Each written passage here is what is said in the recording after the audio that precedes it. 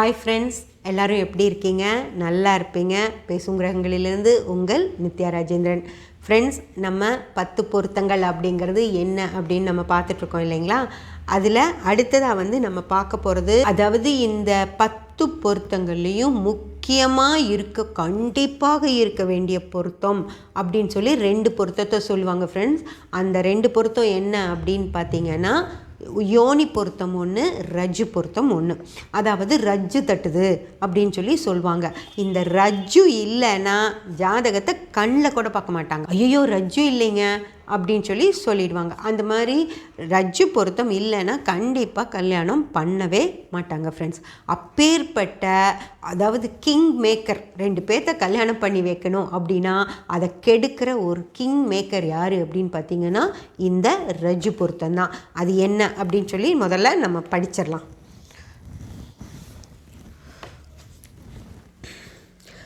ஒம்பது ரஜ்ஜு பொருத்தம். அசுபதி மகம் மூலம், அதாவது அசுபதி அப்படிங்கிற அஸ்வினி நட்சத்திரங்க, கேதுவுடைய நட்சத்திரங்கள் இது. அஸ்வினி நட்சத்திரம், மக நட்சத்திரம், மூல நட்சத்திரம் 3மே அவரோகண பாத ரஜ்ஜு. ஓகேங்களா?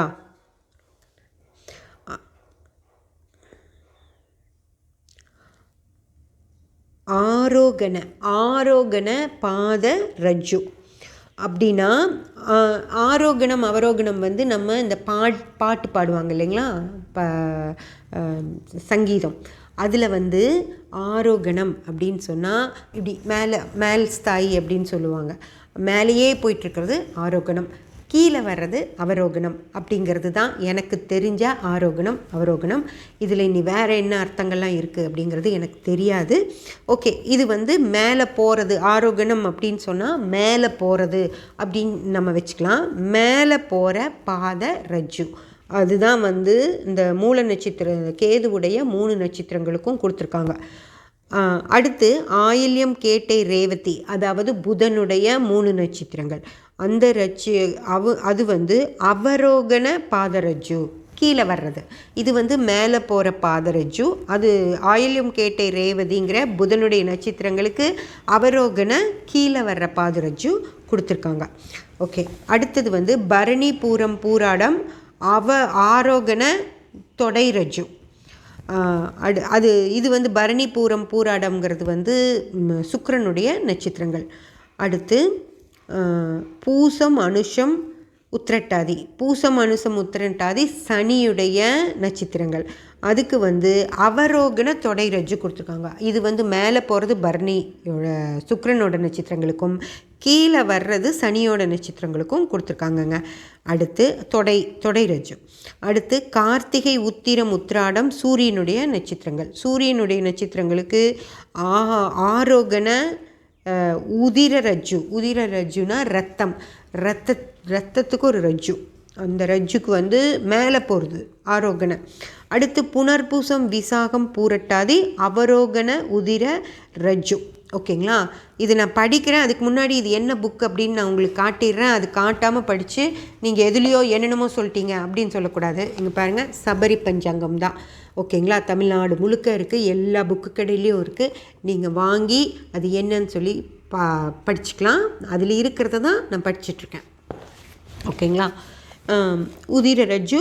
அடுத்தது புனர்பூசம், விசாகம், பூரட்டாதிங்கிற குருவுடைய நட்சத்திரங்களுக்கு அவரோகண உதிர ரஜ்ஜு, இறங்குற ரத்தத்தோட ரஜ்ஜு. அது 3க்கும், அதாவது சூரியனோட நட்சத்திரங்கள் கார்த்திகை, உத்திரம், உத்திராடத்துக்கு மேலே போகிற உதிர ரத்த ரஜ்ஜு. புனர்பூசம், விசாகம், பூரட்டாதிங்கிற குருவுடைய நட்சத்திரங்களுக்கு இறங்குற உதிர ரஜ்ஜு, அதாவது ரத்த ரஜ்ஜு. அடுத்து ரோகிணி, அஸ்தம், திருவோணம் அப்படிங்கிற சந்திரனுடைய நட்சத்திரங்களுக்கு ஆரோகண கண்ட ரஜ்ஜு. ஆரோகண கண்டம்னா எனக்கு தெளிச்சு இதுதான் கழுத்து. வேறு எனக்கு கண்டம்க்கு இதுதான் அர்த்தம் தெரியுங்க. அதே போல் திருவாதிரை, சுவாதி, சதயம் அப்படிங்கிற ராகுவுடைய நட்சத்திரங்களுக்கு அவரோகண கண்டரஜ்ஜு, அதாவது இறங்குற கண்டரஜ்ஜு.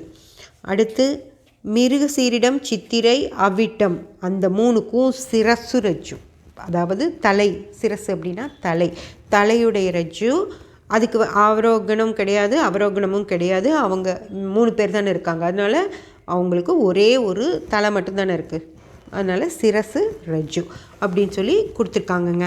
அடுத்து அதுக்கு ஒரு விளக்கமும் கொடுத்துருக்காங்க. ஆண் பெண் 20 நட்சத்திரமும் வெவ்வேறு ரஜ்ஜுகளில் அமைவது உத்தமமான பொருத்தம். ஒரே ரஜ்ஜில் இருக்கக்கூடாது. அடுத்து 20 நட்சத்திரம் ஒரே ரஜ்ஜுவில் அமைந்து ஒன்று ஆரோகணமும் மற்றொன்று அவரோகணமும் ஆகில் அல்லது 20 நட்சத்திரமும் அவரோகணமாகிலும் உத்தமம்.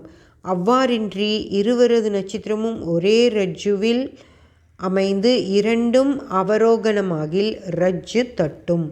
ஓகேங்களா? அடுத்து இதன் பலன்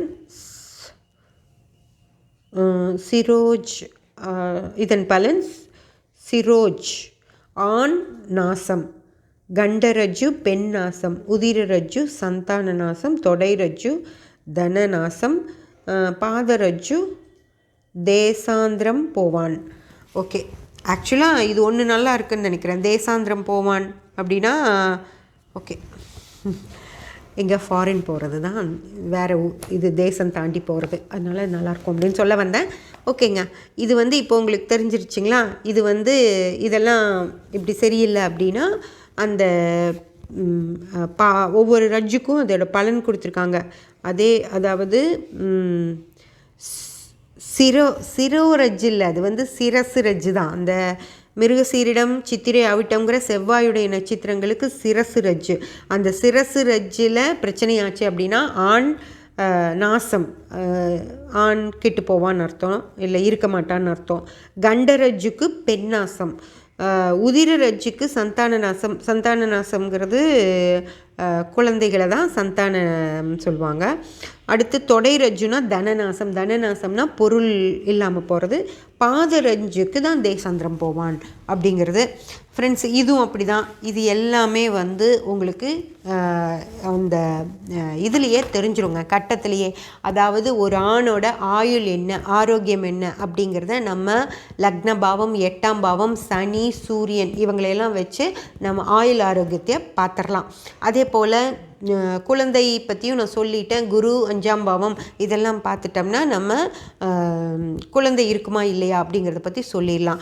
அடுத்ததில் இதை சொன்னது பெண், இதுக்கும் அப்படி தான். ஒரு பொண்ணோட ஜாதகத்திலேயே அவங்களுக்கும் சனி, சூரியன், லக்ன பாவம், 8ஆம் பாவம், 12ஆம் பாவம், தசாபுத்திகள் இதையெல்லாம் வச்சு அவங்களோட பிரச்சனைகளையும் நம்ம பார்த்துடலாம். அதே போல் பொருள் நாசம், தனம் சொன்னாங்க இல்லையா, தனம் அப்படிங்கிறது 2ஆம் பாவம், 4ஆம் பாவம், 6, 8, 10, 12ஆம் பாவங்கள் இது எல்லாமே வச்சு சுக்கிரன், குரு இது எல்லாமே வச்சு நம்ம அவங்க எப்படி சம்பாதிப்பாங்க அப்படிங்கிறதையும் நம்மளால் சொல்ல முடியும்.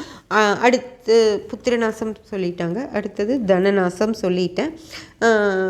தேசாந்திரம் போவான் அப்படிங்கிறத இந்த காலத்தில் நிறைய பேர் ஃபாரின் போக தான் விரும்புகிறாங்க. அதனால் அது நல்லது தான் அப்படிங்கிற மாதிரி நான் நினைக்கிறேன். அப்படியே உங்களுக்கு யாரெல்லாம் வெளிநாட்டுக்கு போவாங்க, திரும்பி வருவாங்களா வரமாட்டாங்களா அப்படிங்கிற எல்லா விஷயத்தையும் நம்ம ராகுவை வச்சு, 9ஆம் பாவத்தை வச்சு, 12ஆம் பாவத்தை வச்சு, 3ஆம் பாவம், 4ஆம் பாவத்தை வச்சு, அதாவது 3ஆம் பாவம் அப்படிங்கிறது பக்கத்தில் இருக்கிற இடங்களுக்கு போகிறது, 9ஆம் பாவம் அப்படிங்கிறது தூர தேசங்களுக்கு போகிறது, 4ஆம் பாவம் அப்படின்றது சொந்த ஊர், சொந்த வீட்டில் இருக்கிறது. அது 4ஆம் பாவம் கெட்டு இருக்கிறவன் தான் வெளிநாட்டுக்கு போகணும் அப்படின்னு சொல்லி ஆசைப்படுவாங்க.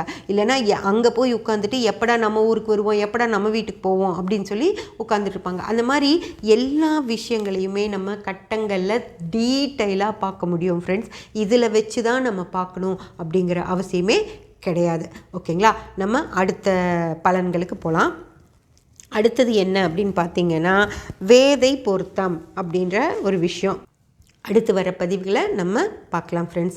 சப்ஸ்கிரைப் பண்ணி பெல் பட்டன் ப்ரெஸ் பண்ணி வச்சுக்கோங்க. அப்போ தான் நான் போடுற எல்லா பதிவுகளும் உங்களுக்கு கிடைக்கும். லைக் பண்ணி ஷேர் பண்ணி கமெண்ட் பண்ணிங்கன்னா எனக்கு சப்போர்ட்டிவாக இருக்கும். Thank you friends.